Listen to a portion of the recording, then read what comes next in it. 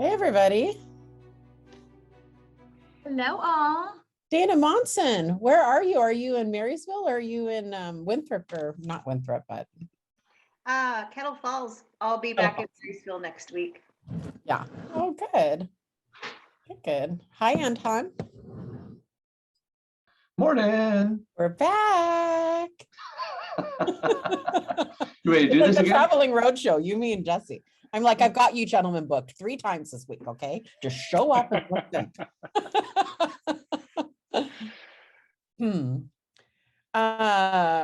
I see Cyrus Platt. Cyrus Platt, I need to talk to you. So we'll have to try to grab a call after this. And you're not in trouble. For some reason, when I say that to people, they get really worried. I'm like, we need to meet. What did I do? Mark Benson, how are you? It's been too long. I want to get caught up.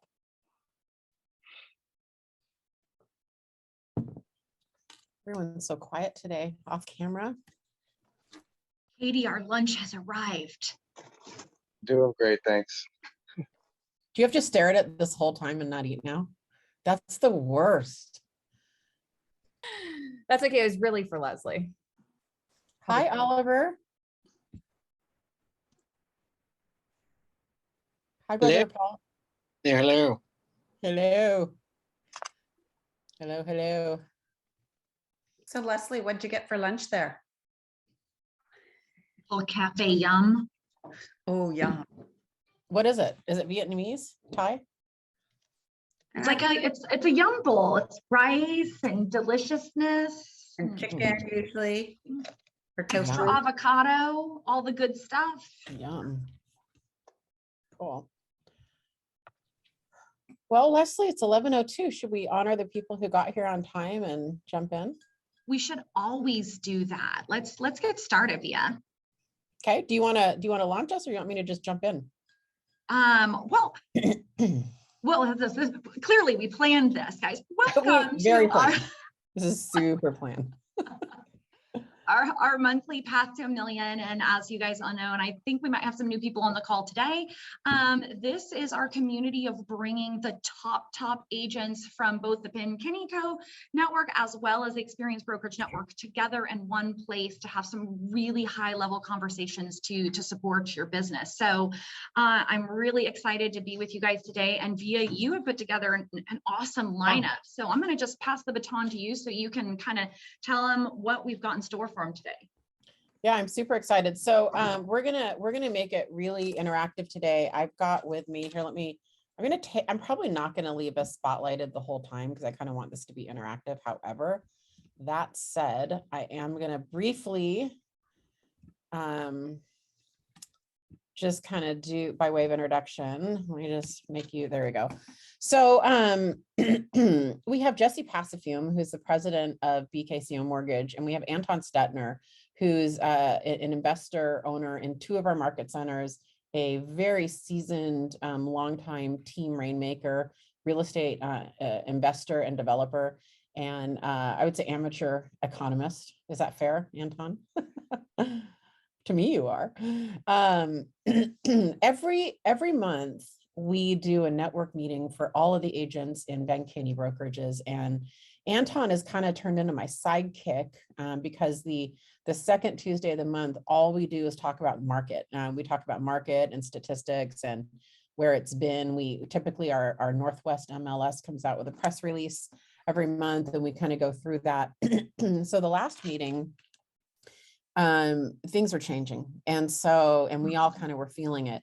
So I invited Anton and Jesse to come on, and we did a really big deep dive on where the market was going, what we were seeing, and more importantly, what we can do with that information, right?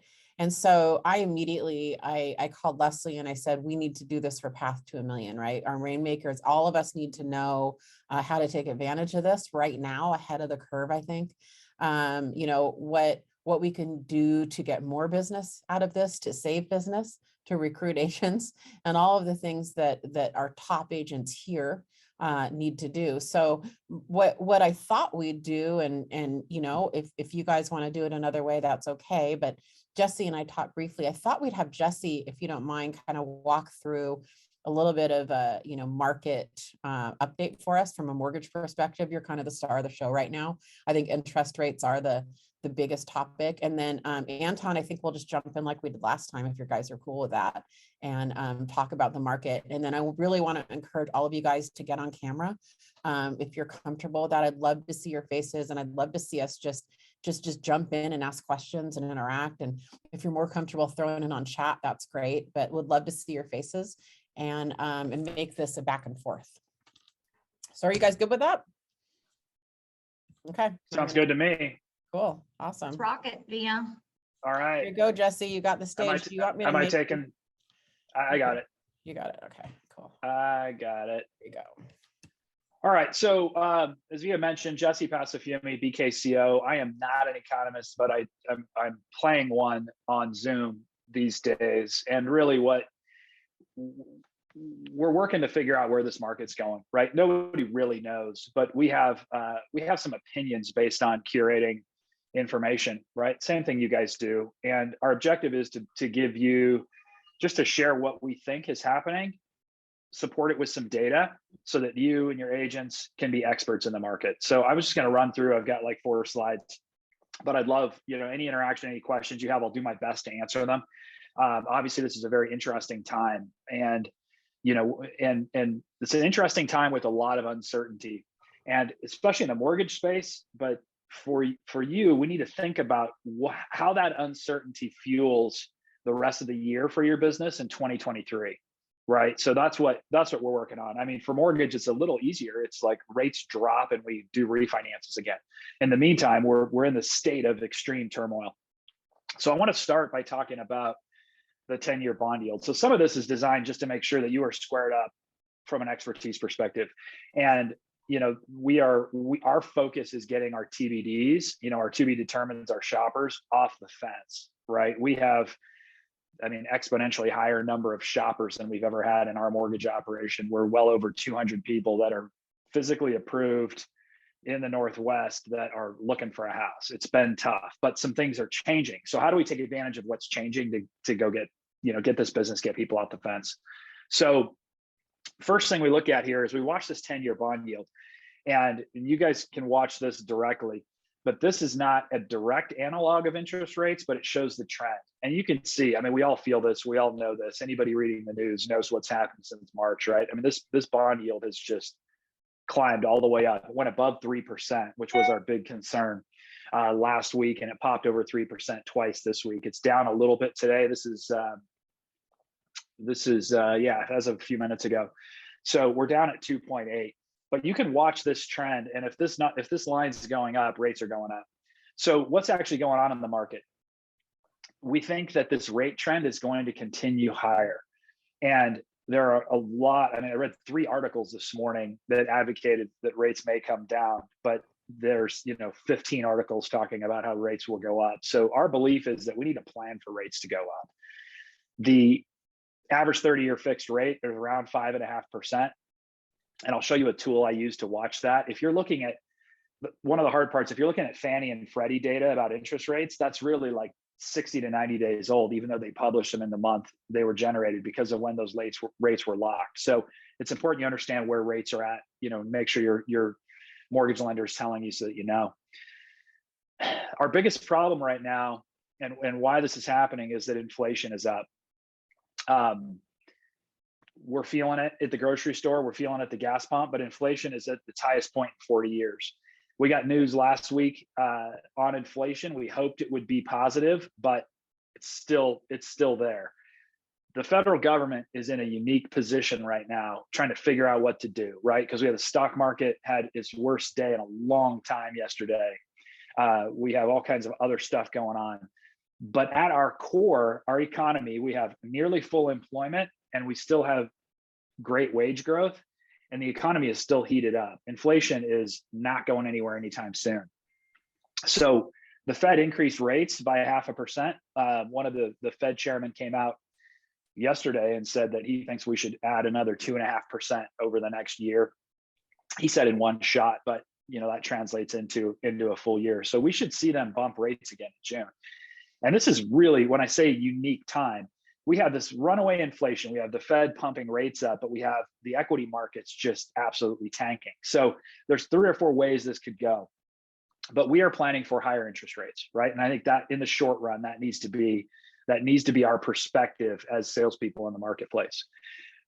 The best location for news, if you're interested in increasing your expertise and knowing what's happening, is Mortgage News Daily from my perspective. There's a bunch of sites, but there's a great little iPhone app and an Android app you can download.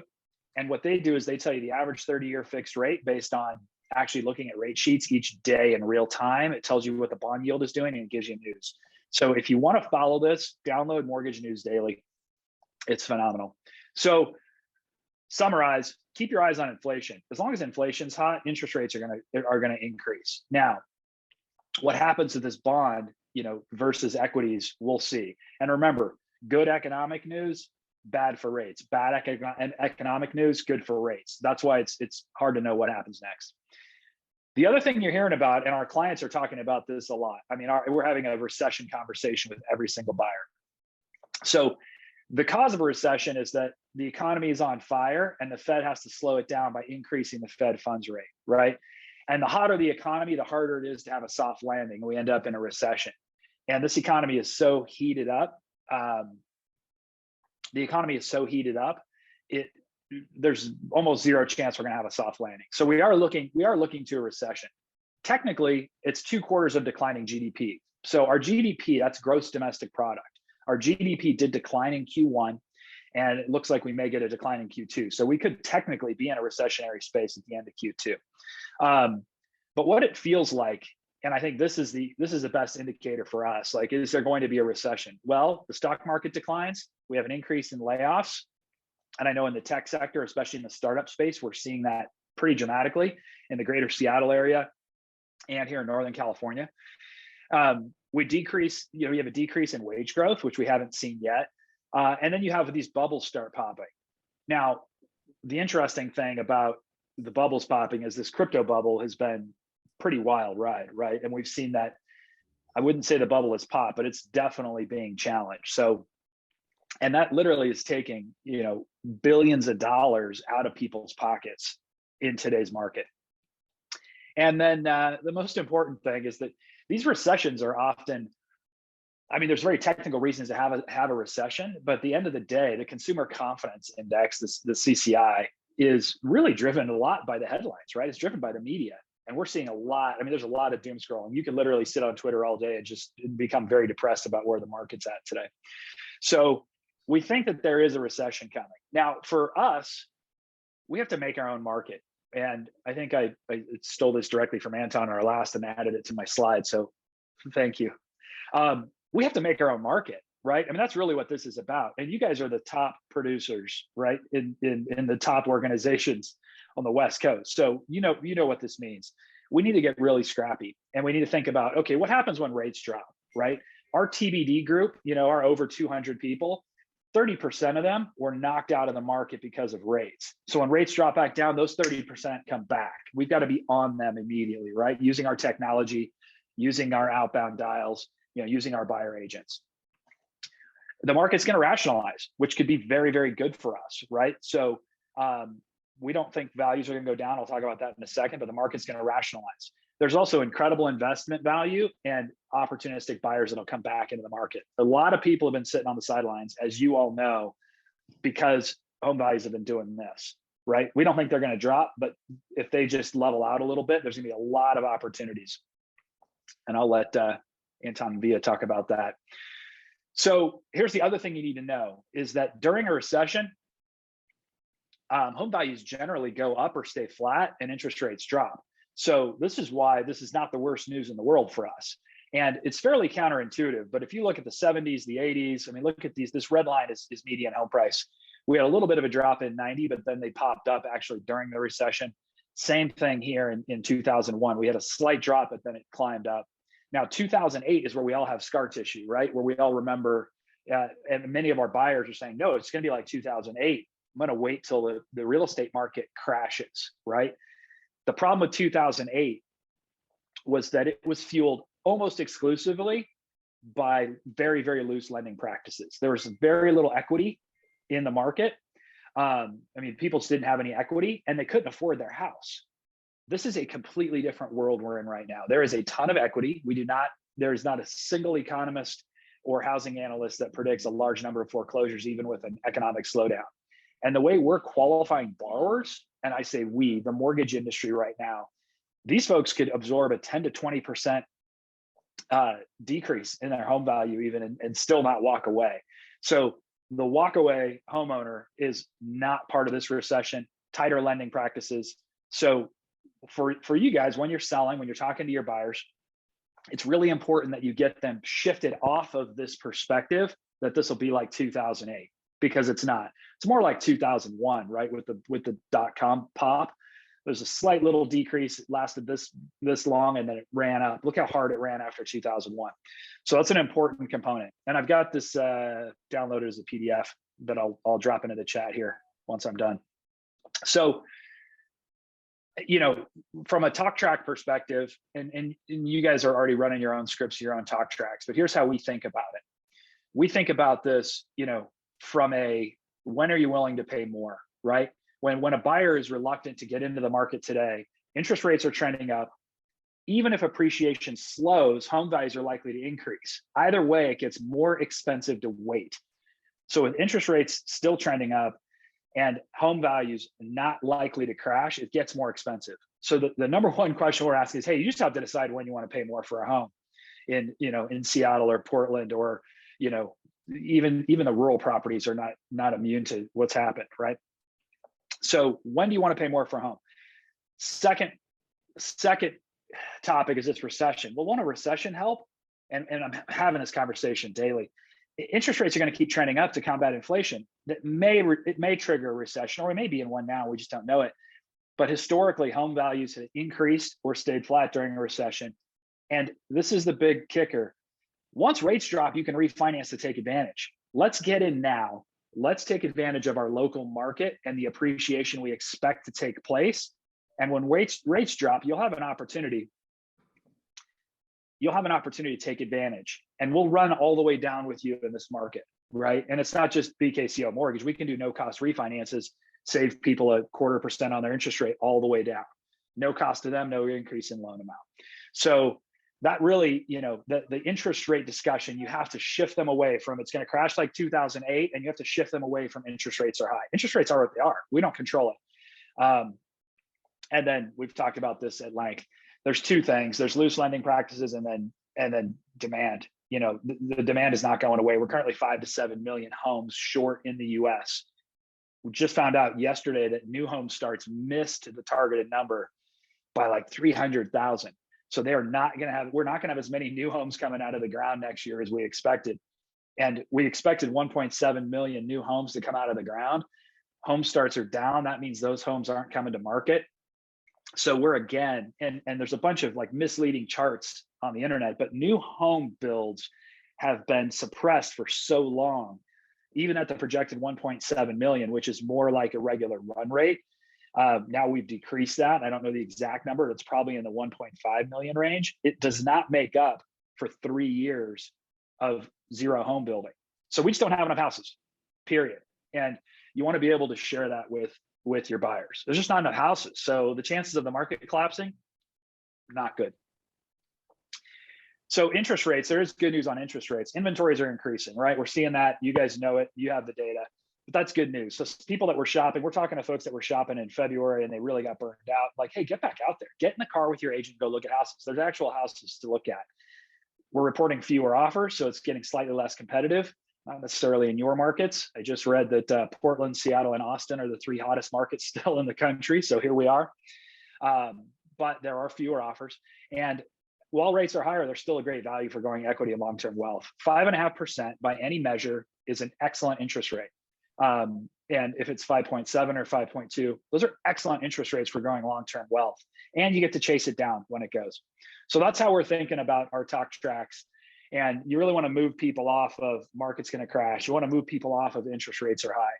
And we're working to do that with our real estate agents. But you guys, you have to make sure your buyer's agents especially are just really sharp on this language so that they can get people in the car, show them houses, and get them making offers. So that's it for me, Via. Let's talk. Yeah, what do you guys think? We can probably take this, yeah. I was gonna show, I have a bunch of stuff to show, but I mean, I'd love to get questions or thoughts just based on that. So I'm taking it no one's surprised, Jesse. I found it very interesting. I don't know any questions, but that is certainly what's happening with I'm seeing it every day with buyers and our agents and stuff. And our market is still short on inventory. And was as soon as the house came on, there's fighting bids for it. Now it's not so much that way, which is a little bit interesting. So, but it's good to hear from a lender standpoint. Yeah. Yeah, and I think getting back, I mean, what we're doing is we're going back, 6 months, 8 months, 12 months on our buyers leads and doing our best to re-energize those leads. So I think that's the action you can take today, regardless of the system you're using. I mean, just get back folks that either ghosted you or you made your max dials. I think now's the time to go revisit those individuals because there is a little bit, things are in better shape, inventory's in better shape, and I think we can bring people back to the market. One thing I wanted to show you guys, does anyone here have a team or do you guys work with first-time buyers? Anyone here work with first-time buyers? Okay. Well, when the three of us, when Anton, Jesse, and I did our network meeting a few weeks ago, we did have an economist on that meeting. And he said something that Jesse, you just said. In fact, I pulled it up just now while you were talking. And it is, no matter what the dynamics are, it is getting more expensive to live. And what I was going to show you guys, and I'll send you the link as well, is there is a great chart on the Washington Post right now that shows rental rates rising. Because for all of these first-time buyers who think, well, my mortgage payment has now gone up, the odds of their rent going up, if you see some of our markets, Portland, Seattle, some of those anyway, they're in the 10 to 15% increase for rents. And you can play around. It's an interactive map. I'll throw the link on chat to walk your first-time buyers through. Most likely their rent's going to go up too, right? So if you look at this as, look, the next 1 or 2 years, it's going to be more expensive to live. We're in an inflationary environment. Rates are up. Well, you might as well buy and have it go up and be getting equity anyway and be getting the tax benefit from that. And most of us are figuring we're going to refinance in 2 or 3 years. Jesse, what is your thought on that? Do you think that that's a pie in the sky concept? Do you think that this will calm down at all? Do you think that's it? Rates will never go below 5 again. I actually would love to hear that. No, we think rates could actually go down. I mean, it's all tied to this bond yield, right? It's tied to confidence in the overall economy. So the mortgage bonds have an inverse relationship, right? So the price goes up and the yield goes down. So when the people are worried about the economy, they buy bonds, and there is no more stable asset than a 30-year or a 10-year treasury bond backed by the US government. So we think there is a very good chance that depending on the depth and length of this recession, rates could drop back down again. Now, don't wait, right? That's the message you have to deliver to your buyers. Don't wait, take advantage of it when it happens, but don't wait for it. Because if you wait for it, you're going to just continue to lose equity and it just gets more expensive to live. Well, they should buy now and then refinance when that happens. Buy now, refinance later, 100%. Because especially these markets that we're talking about and focused on, there is no crash. There is no relief on home prices. There's just relief on the number of offers you're seeing because of rates.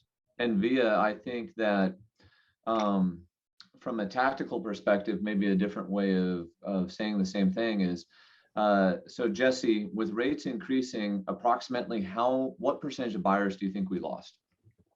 We lost 30% out of our TBD pipe. Perfect. So if 30% of the buying pool can no longer qualify, where are they moving to, guys? They're moving directly into the rental pool. So that's 30% additional pressure in relation to the rental pool. And I've been watching this actually very closely in the Seattle Metro because I have 2 rentals coming up. So I've just been looking. And I'd say that stat is low. I'm on the 15% range where each one of mine is. So one of them is going to bump $250 a month starting in July. That's the largest increase in rent we've ever done. So if you guys are just thinking about this, one thing to say to that buyer is, hey, not only are rents going to go up, but you're losing that opportunity. So there's a little bit of fear and apprehension in the market, right? Just the uncertainty. That uncertainty creates a buying opportunity for buyers and also for us as investors.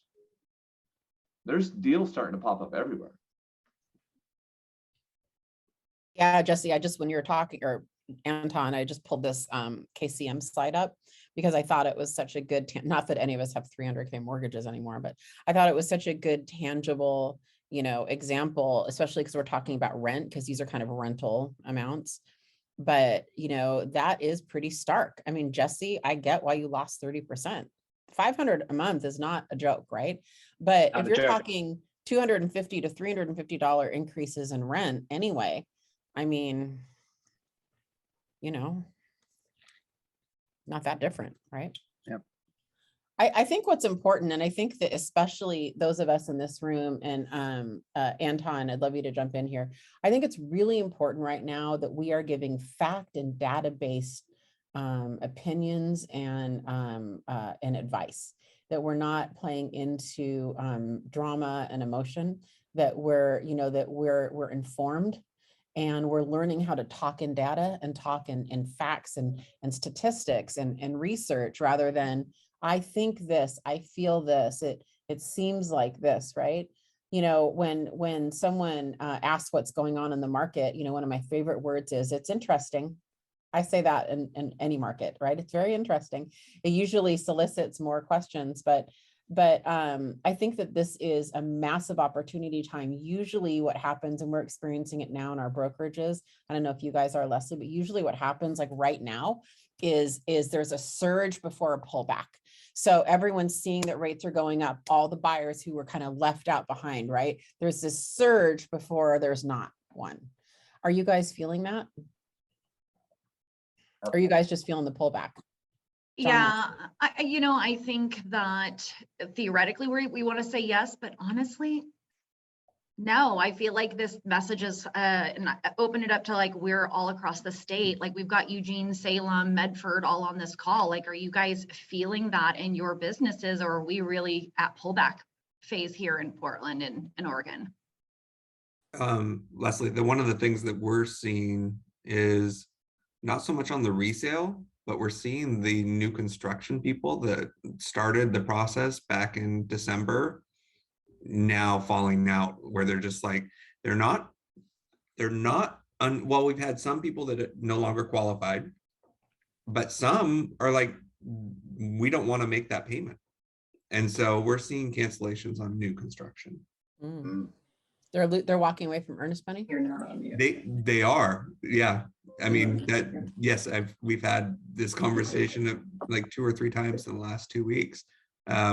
They are walking away from the earnest money because they don't want that higher payment going forward. So that's the one thing that we have seen a shift on. We saw the buyers pull back, like pause, maybe looking a little bit, but we're also seeing them get under contract where they didn't have to before. So the offers we're writing aren't having to be as crazy as they were in February. But the ones that are hurting right now, it's on the new construction side. That's and I'm hearing across the board, like across the nation, cancellations from builders, and builder confidence is like dropping. Paul, are you feeling that? Are you guys seeing that? I was going through the last. Do you want to tell everybody here really quickly, like what kind of just who you are and like why I would ask? Oh, yeah. Paul Hermy. My company's Team Builder Keller Williams on the new construction side. And then my partner Via and I are also on the resale side. But for Team Builder, bulk 95% of our business is new construction. I always ask Team Builder because they're at like 400 or 500 units a year, and they span all of Western Washington. So we've had a couple deals fall out directly to tied to rising interest rates. So it's nothing that's indicative of any kind of trend right now. Our builder clients, I think, and this spans over 5 counties, other than some model homes we're selling, I don't believe we've got any finished unsold inventory. I think the builders, I'm just going through my head, there's still hardly any completed new unsold inventory that I can see, other than some townhome stuff here or there. Compared to 2007, 2008, I think, what were the months of inventory? Anton, you probably know this off the top of your head. Was it 8, 10, 12 months of inventory? I mean, so it's still tied to inventory. So what I am seeing is our builders are pulling back even further. They're not worried if they have a sale or a home released for sale that's at foundation and they don't get an offer on it. It doesn't matter. The home's it's a 6 or 7 month build out anyway. So we're seeing that. I think what we'll start seeing soon, and it's already exists, because I know that it already exists, is builder incentives, builder buy downs of rates. I think the conversation about looking at a 5-year or 7-year ARM, I think those are in full play now. So we'll start seeing overt in the national public builders. They'll lead the charge on the $20,000 incentive.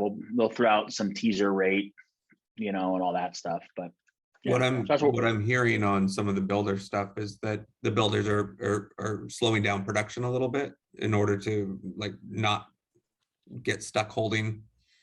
I don't know what the term is or whatever, but and then potential issues with builder financing, like getting financing for the projects. More so.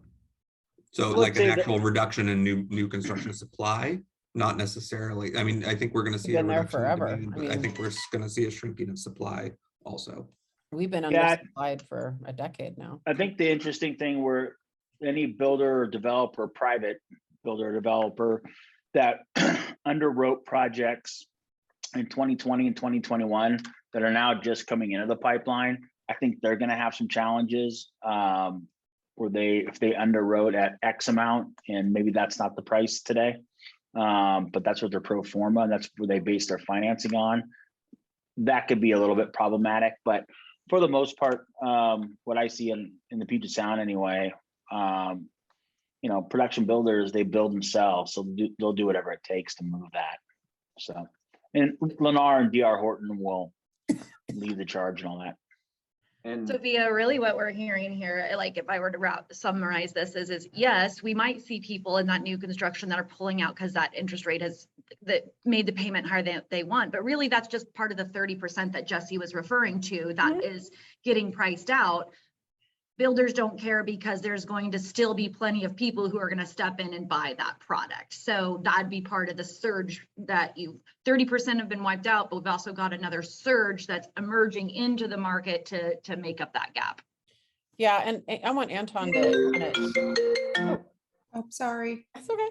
I want Anton to kind of jump in here, but I think that the big myth we need to dispel is this whole myth that there's a crash coming, that prices are going down, right? A price correction and a slowing of appreciation rate is not a backward slide. 100%. That's all it is. It's simply we're slowing down. Anton, I'd love you to jump in, but we went I want up. to add to Yeah, Matthew's please. real quick. So Matthew, I also do a lot of new construction, nowhere near the level Paul does, but we sell our own projects. And so I had that happen, buyer no longer qualified. And then I lowered the price on one of them just to make it go away. Don't want to be holding it long term. So I am that small builder, less than 40 units a year guy. I'll tell you, for the small investor, the financing has always been hard. And that's one thing that we're very much missing for the small investor, the small builder. And the best thing that you can do is get your guys or gals to go form relationships with local banks. And then over the long term, that local bank will start giving them more as they show a track record. Secondly, if someone is falling out, and it is one of the large production builders like Paul mentioned, so we sold a Pulte home, and it was 1.1, and it was supposed to close in February.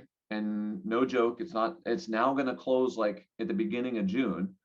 So they saw that huge jump. So we went to Pulte and just had a conversation with them that the buyer literally doesn't want to do this. The buyer's disappointed.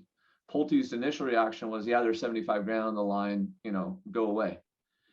So we kept talking with them, and the client was very involved in this, and she called the sales rep, the area manager. I mean, she called everyone.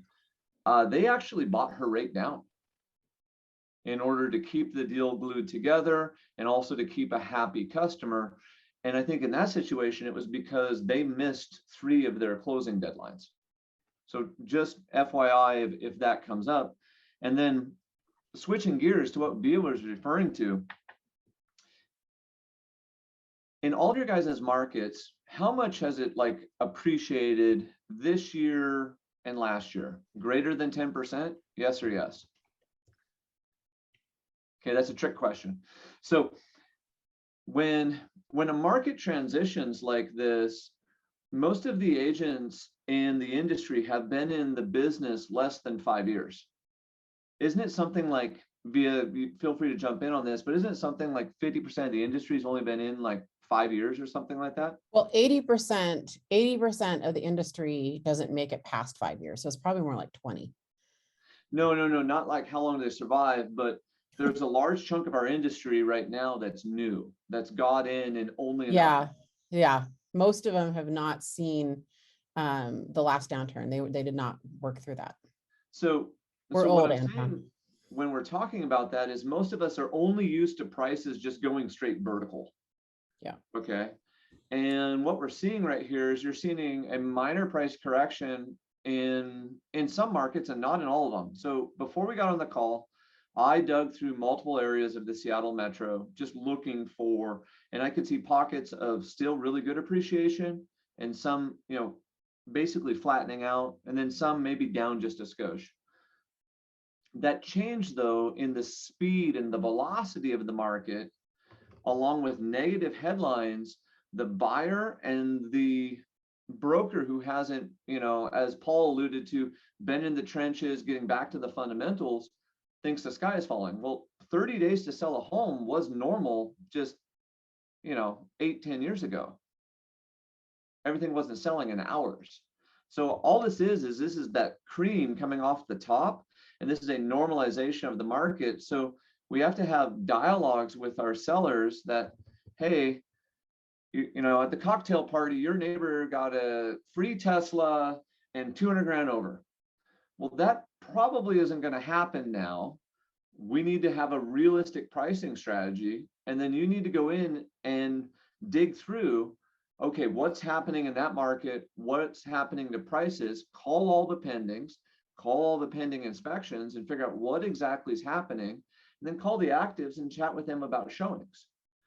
Conversely, if you do that same thing on the buy side, you're going to be able to figure out what neighborhoods would be a good deal for your buyer or your investor. Is that what you were talking about, Bia? Yes, it was. And, I think that it'd be interesting for us to talk about. I think it'd be interesting for us to continue talking about dialogues with sellers. Yeah.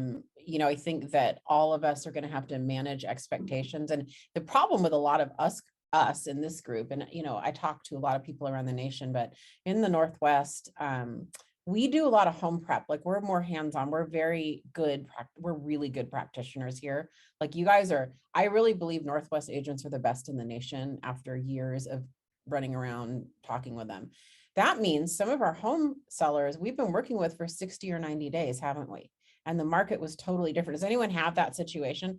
So, learning how to have real conversations with your sellers right now and real dialogues based on facts and, what does that look like? What does that sound like? I think that's a really good topic of conversation to have, number one. Number two, I think that in our time left, we really need to talk about recruiting, because I know that not just our brokerages, but you guys that have teams here, this is a ripe time to recruit agents who are going to be, struggling and suffering, and they have good skills and they're good agents. They're just maybe they don't have the right lead sources, Anton. Maybe they don't, they just don't have the right leadership with them, but I just think those are two really good topics for this.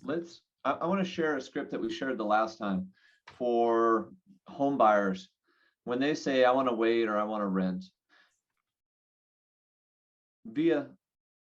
you're always paying a mortgage. It's just a choice. Are you paying your mortgage or are you paying the landlord's mortgage? I've used that 5 times since you shared that. I love that. Please use it. It really drives a point home. Secondly, I'm actually going to give you guys a real dialogue. This property was listed on Tuesday. These are investors that I sold this property to, and then they're going to sell and do a 1031 exchange. The tenant wasn't out yet. I comped it out. It was comping out at 600 for this dinky little Rambler. And that was 7 weeks ago. And we just put it on the market for 565. Okay. So yes, there is some price change in there. And you can see literally in this neighborhood, you can see prices go up, hit 635, back down to 620, back down to 600. And now there's the same Rambler on at 570. So I called that broker and I said, hey, how many showings? She said 7 showings, no offers, been on the market 5 days. I said, great. I sent over the CMA to the sellers and I said, hey, this CMA is going to show you a price that says 600, but I need you to look at the active. And so they look at the active and then they give me a phone call. They said, wow, it looks like it averaged 600 and there's an active for 570. I said, well, you've seen how interest rates have gone up, haven't you? And they said, yes. I said, the average buyer lost about 20% of their buying power, and that's starting to show up in some of our pricing. So your neighbor's been on at 570. They've had 7 showings and they've been on for 5 days. I'd like to undercut them and go 565 and to go just a little bit lower. And they go, okay, sounds good. But we were able to just present the data and kind of slowly walk them through what was happening. And they were able to make a logical conclusion about it. But what's funny is, no joke, 6 weeks ago, I told them 600. So I had to back down from my own pricing. Oh yeah. The other, I love that, Anton. And the other script I use a lot is, I'll say to my sellers, we simply cannot underprice a house. I am very adept at managing multiple offers and know how to work and leverage them very, very well. So we never have to fear that. What we need to fear is overpricing. And sometimes I'll show the different, houses that have been sitting there versus the ones that sold for over asking price because they were underpriced. But I think what's happening, Anton, is agents are looking at that and they're saying, well, the market's declining because it's gone from 635 to 565, 570. The reality is, I just think it's slowing down and resetting because we were pricing on a forward rising trend line. So we were really sort of pricing ahead. And so when it kind of stabilizes like that, you're trying to catch up to the pendings, aren't you? You 100% are. And guys, so I really want you to think about this. This is a moment in time. Jesse already mentioned this. We're so behind on new construction on the West Coast, it's not even funny. I don't know your market number specific, but in the Seattle Metro, we're literally producing 0.6 units for every person that needs a house. So we're not even producing a full unit to keep up with population. And this is true for the whole West Coast and, to be honest, most of the country. So even as we have this minor reset, and let's say the market loses 5% or 10, whatever the number is, you're going to hit a point where it's just going to hit a bottom. It's going to establish a new floor, and then prices are going to continue to move in an upward direction again. So an investor asked me last week, they said, should I wait? And I said, well, are you an investor or are you a speculator? And they didn't like that. They go, well, I'm an investor. I said, cool. You heard of dollar cost averaging in the stock market? I was like, we buy like this, like this, like this, like this, like this, and we just keep buying. So that's what I'm going to do. And let's just keep buying the whole ride and not like wait for the perfect deal.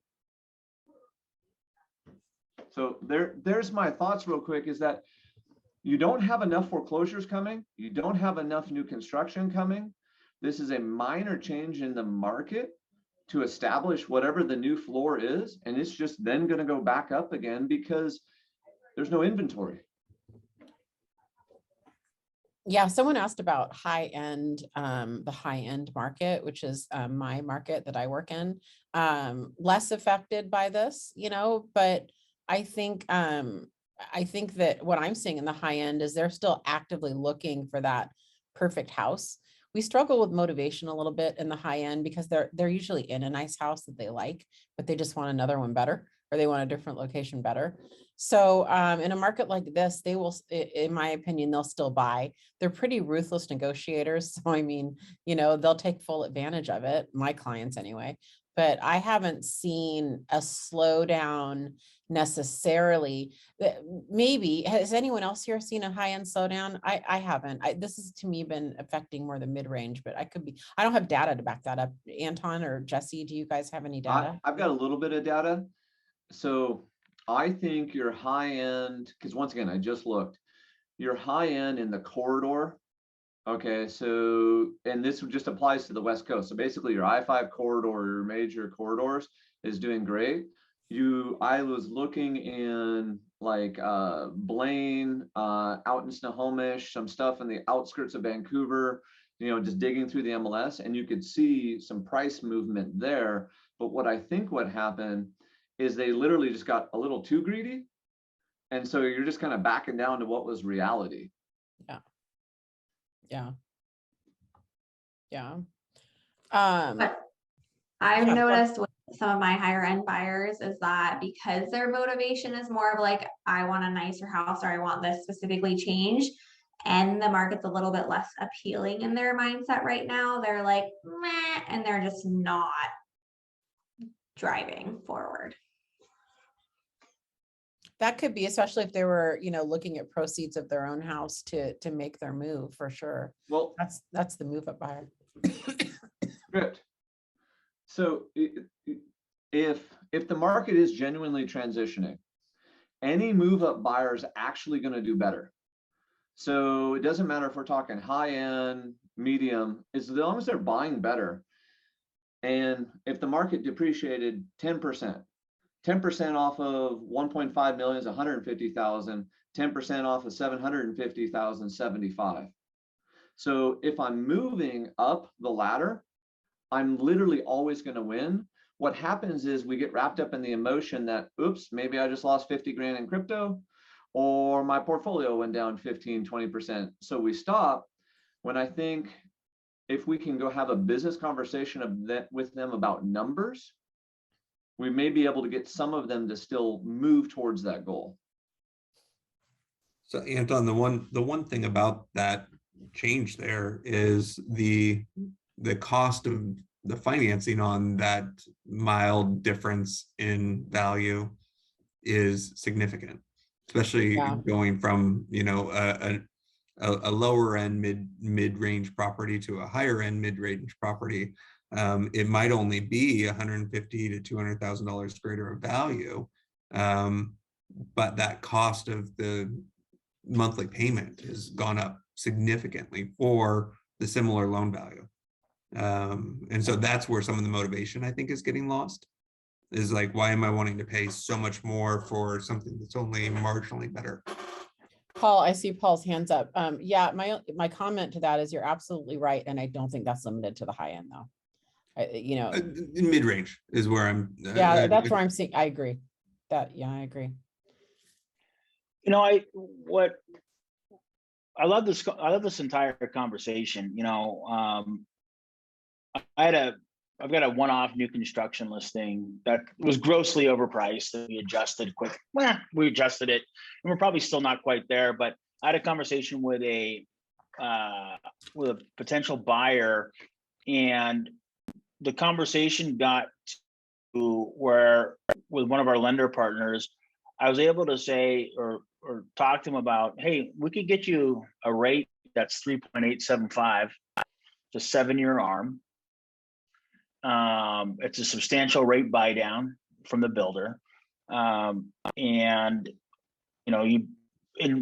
I got creative. Now this guy thinks the world's ending, so whatever. So kicked into the curb. But the point is the high level or a higher level of conversation today is the separator. And I was telling Via a few weeks ago, amateur hour ended for all of us, probably April 1. So being able to have these conversations with folks and then drilling back down and actually being sales professionals and getting to what's important about that individual's personal economy. Because for some people, if we have the conversation of, well, historically speaking, 5.5 is a great rate, you drop that line with the wrong person and you're out, man. They may only know rates that start with 2 or 3.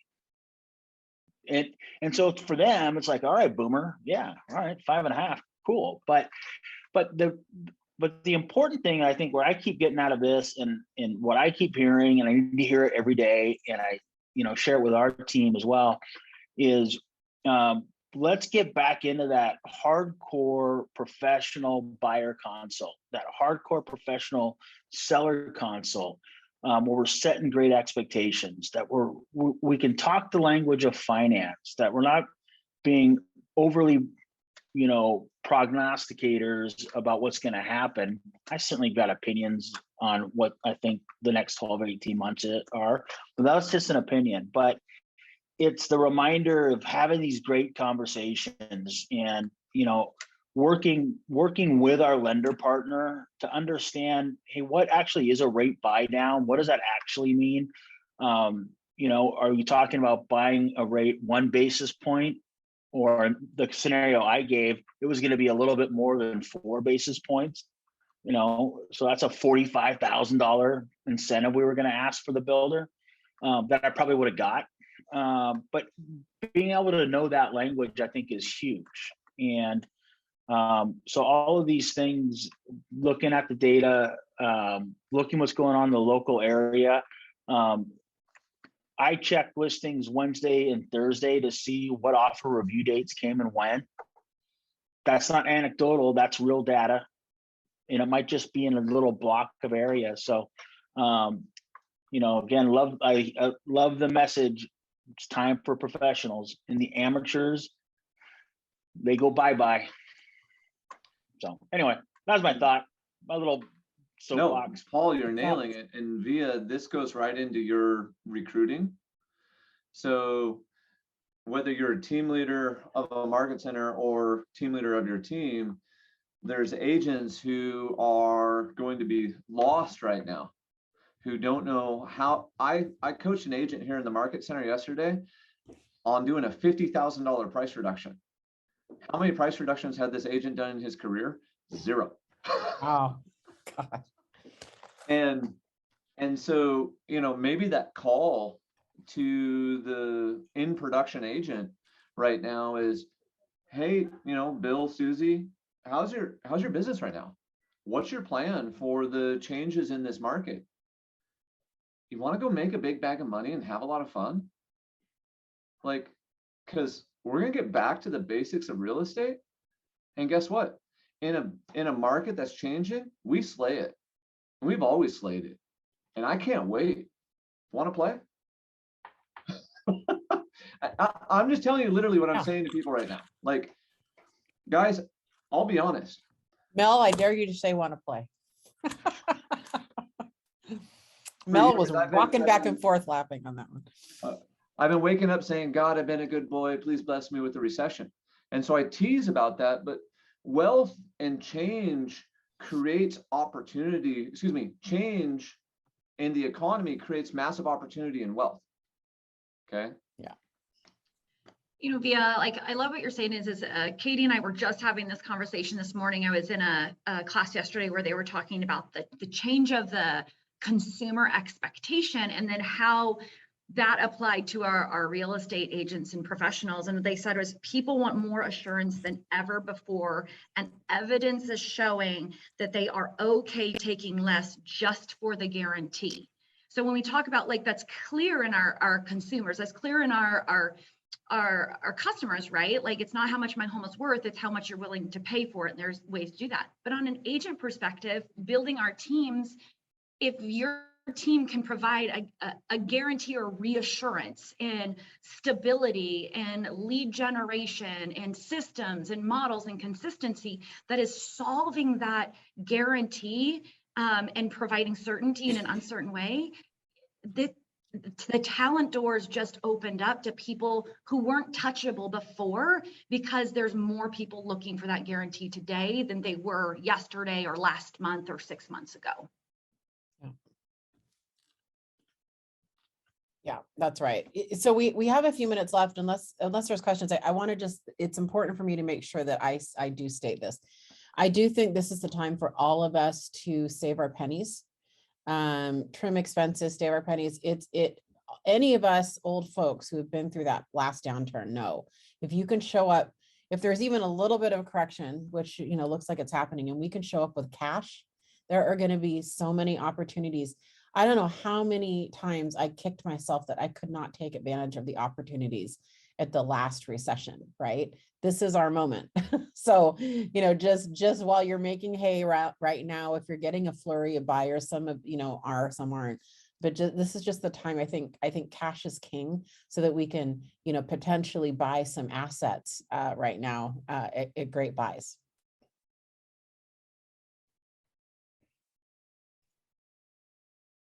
Any other thoughts or questions, or we thoroughly? All right. Well, hopefully this was helpful, everybody. Where are the good buys? Were any of you guys on when I did my Tulsa, when me and Leica were on and went through our investment, what we're doing with investments? We can definitely do another one of those. That's my passion right now. And I have so many pending in Tulsa. I can't get enough financing fast enough. Like, there are really good buys out there, and they're not always in Oregon and Washington. You know, some are, though. You can always get good buys where you are, but don't limit yourself to that. So reach out to me if you need to. Well, I think, Leslie, I think this is a good spot to end. Thank you, Anton. Thank you, Jesse. Thank you, Paul. Thanks, everybody. Thank you, Yeah. Matthew. Thank you, Mel. I saw you laughing a few times, so that's good. That's good stuff. Thank you so much. Carrie Anderson, I see you too, girl. I miss you. Need to see you soon. All right. Awesome. Thank you guys for joining, and see you next month. Bye.